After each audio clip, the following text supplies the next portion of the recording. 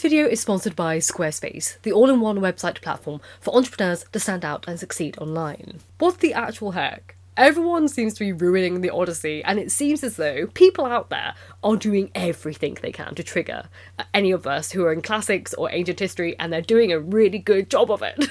I do not think I can hide the fact that I'm going to be really sassy in this video, because I'm feeling extra sassy, and it was going to start off as like sort of a little innocent video critiquing the latest Nolan trailer for the Odyssey, and that's sort of been usurped by my feelings of hearing other people talk about it online, and particularly one video here on YouTube that has over 1.7 million views, and it spews absolute nonsense, like the biggest nonsense I've ever heard.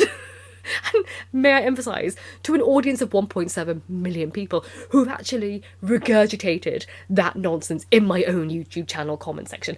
We're not having it. We're not having it. How do people have the audacity to spew such nonsense so confidently? Seriously. So, these kind of two-parters, I'm first going to address the silliness, the melodrama, the lies that was spread by a single video here on YouTube in their analysis of the trailer, and then I'm going to talk about my own analysis of the trailer. But as I'm writing this script, I realised that news has evolved, because we have heard rumours that there has been new cast confirmations. I believe we have Lupita Nyong'o, who has been confirmed as Helen of Troy, but also Clytemnestra. I need to do a whole video on my analysis of the cast, including my own analysis of who I would have cast in particular roles. I think I had a better cast choice, but, you know, we're not going to focus on cast choices in this video, because really, my main goal with this video is to put to bed this stupid rumour and this stupid nonsense lies that have been spread by a single YouTube video, and potentially also Reddit, because, quite frankly, it's causing a lot of damage, and it's making people think that they know things that they don't. They don't! So allow me, I'm afraid, to be extra sassy in this video. But you know me, what I'm going to say is, I always emphasise this in my videos, I hope that comes across as, I always aim to critique or look analytically at the actions and things people have said rather than the people themselves. I'm not interested in that.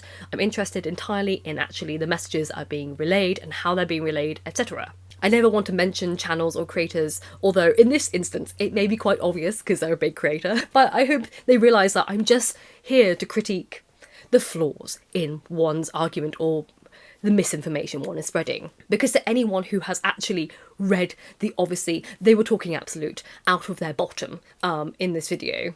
And unfortunately, the things that they said would perpetuate misogynistic ideas about women, particularly in academia. So please allow me to just pop this chap in their place for just a hot minute, okay? But not in a critical way.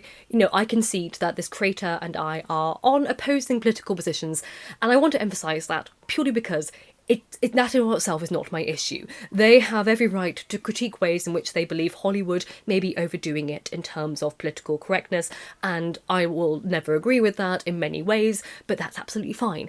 However, where I will call people out is if they are so blinded by their hatred of left-wing politics that they spew misinformation and utter drivel. Now we have to talk about it. So please allow me the floor to just decimate their sentiments. So the video that I'm discussing was just a critique of the trailer.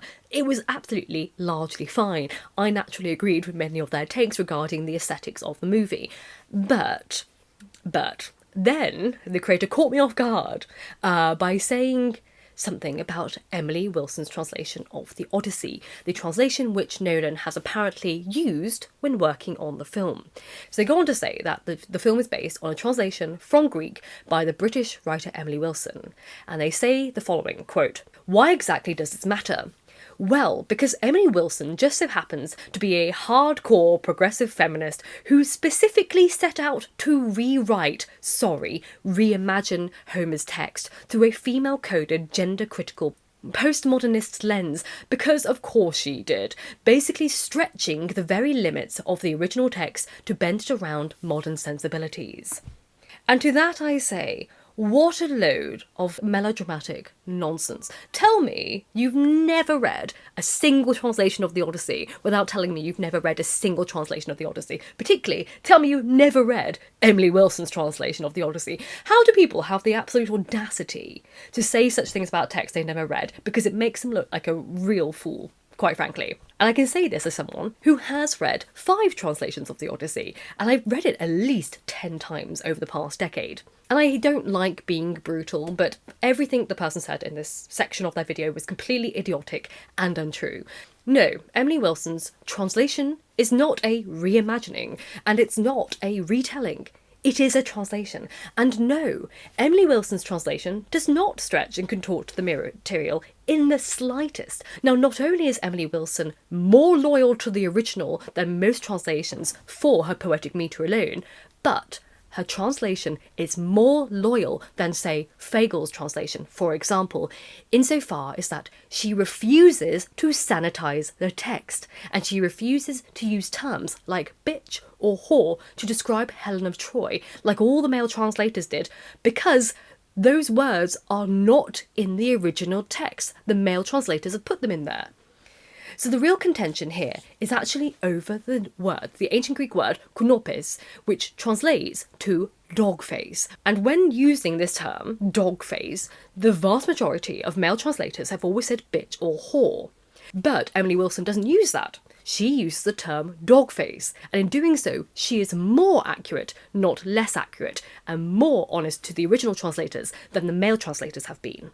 You see, male translators have, more often than not, casually slipped in misogynistic terms into the text with their translation that weren't there in the original, and this is emphasised by the fact that they don't call Agamemnon a bitch or a whore, despite the ancient Greek word kunopes being employed against him by Achilles, the same word that they then chose to translate into bitch and whore when dealing with Helen. Now, Emily Wilson doesn't do that, not because she was catering to modern woke sensibilities, but because she was being academically honest and thorough and loyal to the text. To translate it as anything other than dogface is to impose your modern ideas of women and modern ideas of what an insult should mean, rather than be honest and accept what the ancient Greeks had, because they had different notions about the term, which we can never truly come to terms with because we weren't there, and there's very limited evidence, although this has been debated academically for centuries, and we can genuinely agree that the term means shamefaced or shameful, which we can all agree is very different from the words bitch and whore. And likewise, Emily Wilson doesn't sugarcoat terms like slaves, which are in the text, like male translators did. Ironically, male translators are more often than not sanitising their translations to cope with the sensibilities of the time, so words like slaves became handmaidens. Wilson, on the other hand, does not sanitise the text to a Christian, gentle audience like male translators have in the past. And she doesn't impose her own modern thinking onto the translation like male translators have done so for centuries. Ironically, people who slag off Wilson's translation is because they haven't read it, whereas if they had read it, they would know that Wilson's translation is one of the greatest translations in English because of its loyalty to the original text, because it feels the closest to reading the ancient Greek in terms of pace and poetic metre, and she does all of that with such scholarly precision and epic intensity that it took her 5 to 6 years to complete it, alongside her thinking about this translation for 20 years. Additionally, what's wonderful about Wilson's translation is that it's written in plain contemporary language, which makes it one of the most accessible and easy to read translations out there. And it highlights the inequalities that were otherwise, again, sugarcoated, or worse, completely removed by male translators in the past. There are more records of male translators removing things they didn't like from it, or sugarcoating or softening the translations of the Odyssey to appease their contemporary audiences at the time, than there is any evidence of Emily Wilson doing that at all. So in my advice, in the future, when you're so eager to take the opportunity to try and take down a woman and reduce decades of academic work into a misogynistic talking point to foam at the mouth over how wokeness is ruining the literary canon and all modern media, perhaps actually read the text that you're so eager to defend before spewing nonsense and fanning the flames for other uneducated, women-hating people in your comment section to feel justified in their disdain for educated women and anyone of a marginalised status. Now I've got that off my chest, let me return to my analysis of the latest trailer. But before we go any further, I'd like to take a moment to thank today's sponsor, which is Squarespace. So whether you're just starting out or managing a growing brand, Squarespace makes it so easy for you to create a beautiful website, engage with your audience and sell anything from products to content to time, all in one place and all on your terms. I have gone through so many iterations of myself online, and Squarespace has seen all sides of my online evolution, from blogging to now running my own business. My Patreons and I have been discussing my ability to one day launch my own literary courses and foundation courses, certain texts that I'm really interested in, and I can do all of that on my Squarespace website, which allows me to create members-only content for my community, so I can sell anything from online courses to blogs to videos and memberships, and purchases can be anything from a one-time fee to subscription service. And when it comes to evolving my business, I can make smarter business decisions with Squarespace's intuitive built-in analytics tools, which lets me review my website traffic or learn where to focus my engagement and track revenue from bookings to invoices to product sales, again, all from one place. So if you're interested, check out squarespace.com for a free trial, and then when you're ready to launch, go to squarespace.com/lady of the library to save 10% off your first purchase of a website or domain. So I've already done a whole video on my reaction of the first trailer regarding my feelings towards the difference between historical accuracy and mythology and fantasy. I explain that in great depth, so I shan't repeat the foundations of my thoughts here, although we will see many disappointing elements from that trailer repeated in this trailer. I mean, my initial understanding of the trailer is that it is incredibly dull. It's terribly dull. There is nothing exciting about this. For such an exciting story, the trailer is not selling it to me at all. And also, I agree with other people, the accents were initially a shock to me. I wasn't expecting Nolan to enforce such a pronounced American accent upon his cast. You know, I suppose it's nice, maybe, to break away from the typical white voice of power employed by most of Hollywood historical films, i.e. the British RP. Though my main gripe there is that if you're going to give the cast, American accents, don't make Odysseus have a Boston accent, because we all know Ithaca is in New York. Really? I can understand why the American accent felt a little bit jarring to a lot of us. I think we've become more comfortable with historical films set in ancient Europe being given a British RP accent, because if the film is in English, obviously, because British accents feel closer to the rest of Europe geographically, and thus by default feels more fitting of a European storyline than an American accent does. Though that does bring me on to the daddy issues, which has got everyone talking about. So a very notable clip in this trailer is Antinous, played by Robert Pattinson, is confronting Telemachus, who is played by Spider-Man, I can't remember his name, and then Robert Pattinson's character Antinous tells Telemachus, oh, you're just a boy pining for his daddy, to which then Telemachus retorts, my dad is on his way home. Everyone, including myself, felt that was incredibly strange. Now here I am again to defend. Wilson's translation does not use the word dad or daddy at all. She uses the word father, not just because it's the formality of Telemachus being a prince of Ithaca, but it's also because it's a translation of the word pater. He does not use any more informal words like papa or teta talking about his daddy. It's always about his father. So Nolan's employment of dad and daddy, compounded with his choice of Odysseus yelling, let's go, to his army of men, it just seemed incredibly modern and out of place for a king.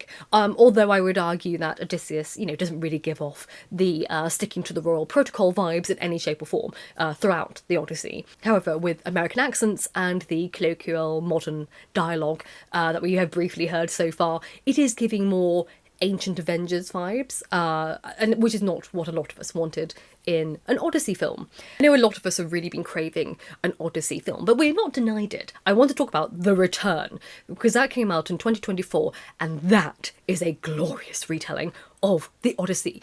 And yes, there is a mix of accents in this film as well, but everything's also played down. So if there is an American accent or there is an English accent, they're not very pronounced, and there are also Greek accents scattered throughout, creating a more Mediterranean bubble for the film. And Fiennes, who plays Odysseus, is brilliant. He looks the part, he is the part, he's exactly how I imagined Odysseus to be at this stage of life. And also, it's a really colourful film without taking away any of the severity of the storyline. It actually looks as though it was filmed in the Mediterranean. But also, it's gritty. Oh, it's beautiful. I love it. I love it so much. The tension is stunning. And I think what gets me frustrated is that the news of Nolan's Odyssey came out around the time that The Return was released, so it completely overshadowed The Return. But trust me, if you watch The Return, it looks and feels far more authentic, from the costumes to the look of the people. Fiennes looks as though he's actually seen the sun, like he's been stuck in the Mediterranean Sea, travelling it for like basically 20 years, unlike Damon, who looks like he hasn't seen the sun in 20 years.